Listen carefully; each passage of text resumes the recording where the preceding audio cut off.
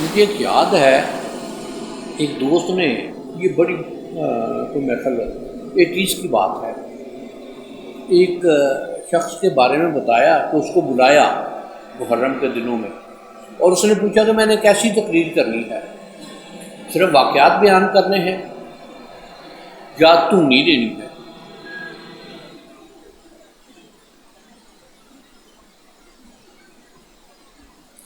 یہ ہے کہ یہی لوگ جب واقعات بیان کرنے پر آتے تو سبحان اللہ، لیکن اس کے ساتھ یہ بات بھی دیکھی ہے، میں نے میرے خیال ان دنوں میں کہا بھی ہے کہ تعلیمات امام حسین کیا کسی نے کبھی ڈسکس کی ہے؟ آپ کا خطبہ جو ہے مکہ سے روانگی کے وقت، وہ آپ کا خطبہ جو ہے میدان کربلا میں، اس کے بارے میں کوئی کسی نے بات کی؟ یہ مصائب پر بات کرتے ہیں، واقعات پر بات کرتے ہیں، کیا کبھی تعلیمات کی بات بھی کی؟ حضرت زینب،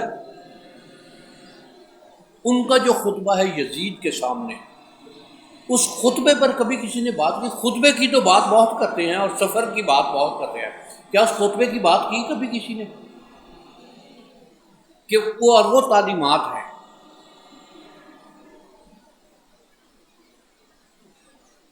کہ تم فاسق بھی ہو، فاجر بھی ہو، اس طرح کے شخص ہو تم، اور یہ اس طرح کی بات ہے کہ جو روایات چل رہی ہیں کیا وہ صحیح بھی ہیں؟ اب جس طرح مثلا ہند کے بارے میں کہا جاتا ہے، اس کے کردار کے بارے میں بہت سی باتیں ہیں، لیکن اب یہ اس پر بھی اگر صحیح بھی ہیں تو شک کے بادل ہے۔ دیکھیے آج بھی یہ بات ہے کہ جی فلاں افضل، فلاں افضل، فلاں افضل، فلاں افضل،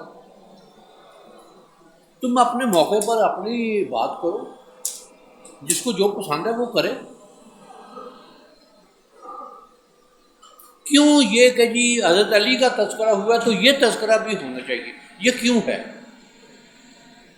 جہاں ان کا نام موقع ہے، ان کا نام ہے، ان کا تذکرہ کریں، اور پنجابی کا لفظ گج واج کے کریں،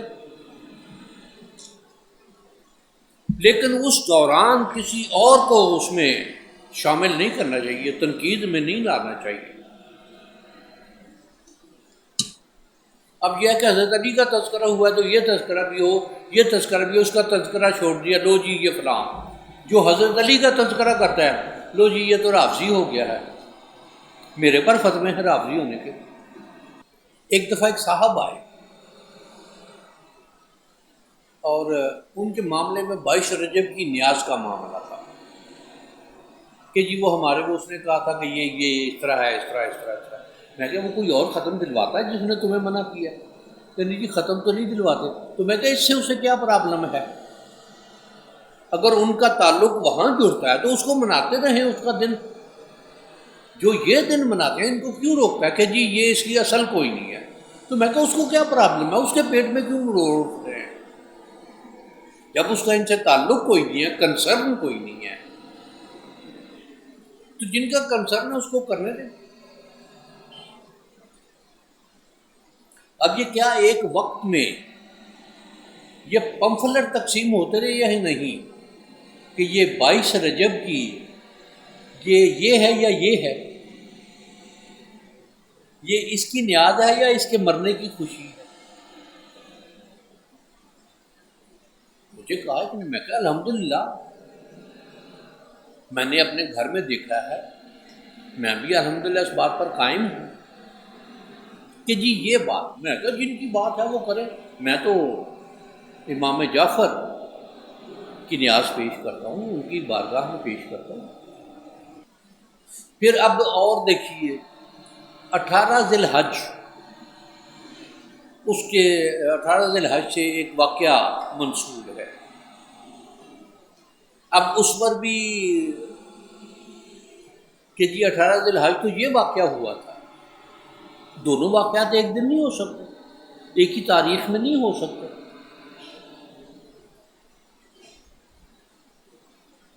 اب اس میں یہ ہے کہ جس کی جہاں جس کے ساتھ نسبت ہے وہ اس کے مطابق عمل کرتا ہے۔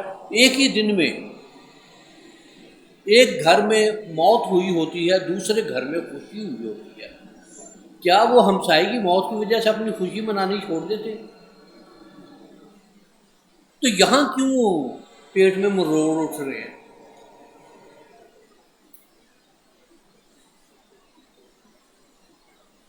یہ اسی طرح 26 ذی الحج ہے، اس میں ایک واقعہ ہے۔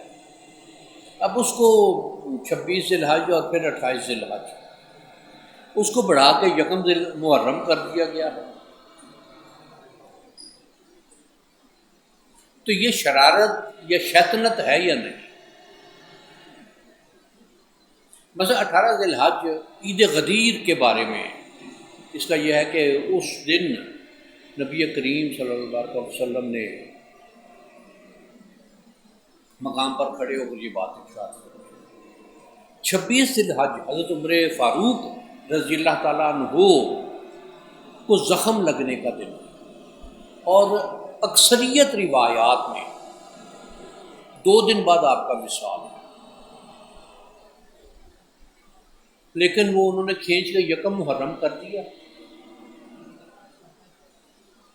اب اس میں حضرت عثمان غنی رضی اللہ تعالیٰ عنہ کی شہادت جو ہے اس کے بارے میں 3 روایات ہیں۔ ہے ذی الحج کا مہینہ ہی، 12 ذی الحج، 18 ذی الحج، اور میرے خیال شاید تیسرا 24 ذی الحج ہے،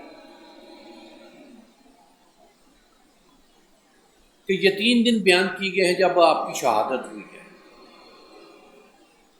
لیکن ان چیزوں کو ایک شخص آیا بڑا کہ جی یہ فلانا یہ ختم، یہ تو بالکل غلط ہے، تو کسی نے پوچھ لیا اس سے کہ تم دلواتے ہو کہ نہیں؟ میں تو نہیں دلواتا۔ کہ پھر تم کیوں نہیں دلواتے؟ چلو تم اپنی جگہ خوش، جو دلواتے ہیں وہ اپنی جگہ خوش۔